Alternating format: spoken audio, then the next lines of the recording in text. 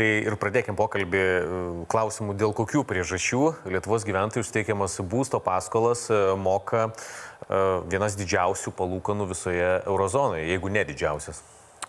Tai čia turbūt reikėtų išskirti 3 priežastis, ar ne? Pagrindinė priežastis turbūt yra tai, kad mes turime tą vadinamą oligopolinę rinką, kada turime 3 stiprius žaidėjus, kurie užima didžiąją rinkos dalį ir tie mažesnieji bando kažkaip čia kažką nuveikti ar kažkaip įsitraukti į tą rinką ar ne ir užimti didesnį rinkos dalį, bet sunkiai sekasi dėl to, kad taip jau yra, ar ne? Kai didieji turi didžiausią rinkos dalį, mažesnėm yra sunkiau.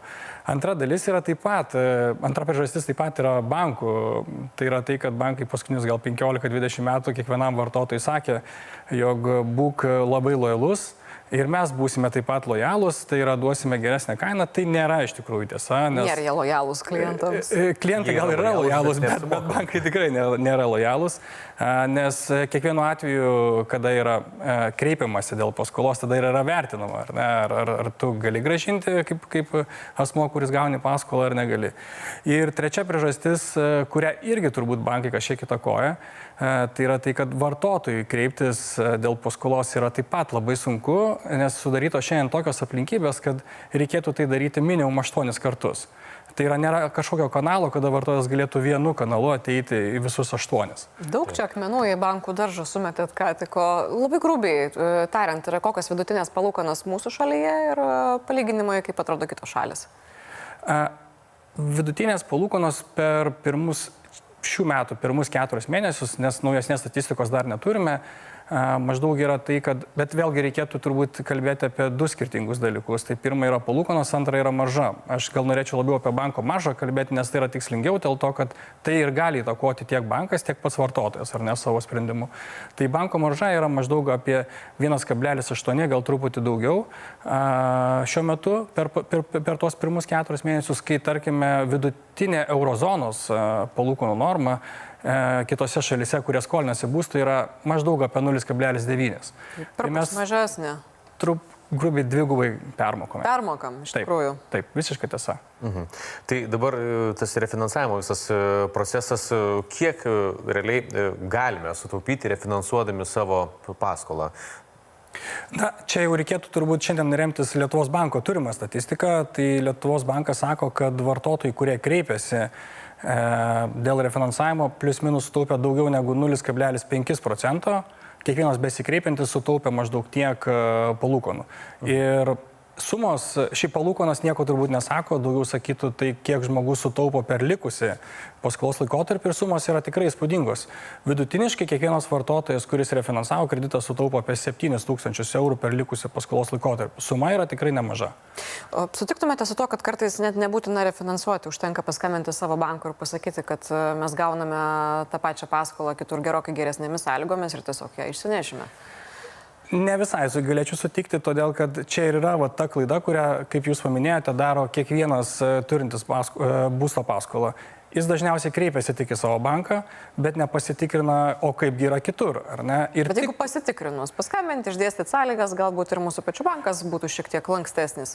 Taip, tai dažnu atveju taip dėja ir padaro. Kiekvienas pasitikrina rinkoje, bet jeigu pasitikrina vėlgi, kaip mūsų patirtis sako, reikėtų pasitikrinti bent 5 bankuose, o dažnas pasitikrina galbūt tik viename papildomai, ar ne? Tai tokiu atveju tada tu neturi paveikslo kaip vartotojas, o kokia iš tikrųjų galėtų būti rinkos kaina šiandien. Tai vadinasi, tie 5 bankai vis dėlto reikalingai imtis teisingai, nes, viena vertus atrodytų viename, antrame pasitikrinu, jeigu jau 2 nedavė, tai kas jau ten labai skirtingo bus dar 2 pasitikrinus, bet iš esmės gali kažkuris vienas bankas, nepaisant to, kad kiti nepasiūlė geresnių sąlygų, iš tikrųjų suteikti tą galimybę. Žinoma. Ir dažnu atveju mūsų patirtis sako, kad vartotojai netgi nustemba, kai pamato, kad tas bankas, į kurį net negalvotų kreiptis, jis tikrai pasiūlo geresnės sąlygas negu esama šiandien, arba tas, į kurį pats vartotojas pasikreipia. Vadinasi, patiems reikia dėti šiek tiek daugiau pastangų ir kaip dažnai mums reikėtų, jeigu jau turime būsto paskolą, pasitikrinti sąlygas ir galbūt net ir galimybę pabandyti jas pakeisti. Na, visa teorija ir praktika sako, kad lyginti visada reikia. Mūsų praktika sako ir ką mes bandome pasakyti vartotojams, kad pasitikrinti reikia kartą per metus, O refinansuoti šiaip ir įstatymą šiandien tai numato, galima nemokamai vartotojui vieną kartą per 2 metus. Kredito tarpininkas, ar rekomenduotumėte jį kreiptis žmogui, ar vis dėlto tai yra dalykas, kurį lietuviai gali pasidaryti? Kredito tarpininkas yra toks institutas, kuris iš esmės įgauna tik tai tam tikrą vaidmenį šiuo metu rinkoje. Bet čia jau reikėtų didesnio turbūt rinkos reguliatoriaus, didesnių pastangų, tai kad kredito tarpininkas būtų svaresnis, ar ne? Ir būtent kredito tarpininkas, mano giliu įsitikinimu, ir yra tas kanalas, kuris galėtų tą konkurenciją didesnį užtikrinti. Ir jeigu tik tai vartotojai suprastų, kad kredito tarpininkas yra tas, kuris gali padėti gauti geresnę kainą, tai faktas, kad kredito tarpininkas tikrai užtikrintų tai. Sako, tai jeigu tik tai suprastų, ar tai reiškia, kad mes vis dar esame mažai informuoti ir nepakankamai aktyvus ir mažai žmonių refinansuoja savo paskolas? Refinansuoja tikrai mažai. Šiuo metu pagal statistiką yra bent jau pasitikrinusi, refinansavusi ar bandžiusi tai daryti tik tai 20%, tai yra 80% nieko nepadarė. Tiesiog moka. Tiesiog moka ir čia yra didžiausia klaida. O tarpininkas tikrai galėtų būti tas, kuris ir padėtų įsiaiškinti, ar šiandien jūs permokate ar nepermokate už būsto paskolą. Netgi ir liberalizavusi elektros rinką, kai kurie žmonės labai tingėjo ten kažką domėtis ir ten net dėl kelių, gerai, dėl kelių eurų dar vieną. Bet čia mes kalbam apie banko paskolas, apie didelius įsipareigojimus finansinius ir tai gali greičiausiai, kaip ir kalbėjome, nemažą sumą sutaupyti. Tai ačiū Jums labai už pokalbį ir atsakymus. Ačiū Jums.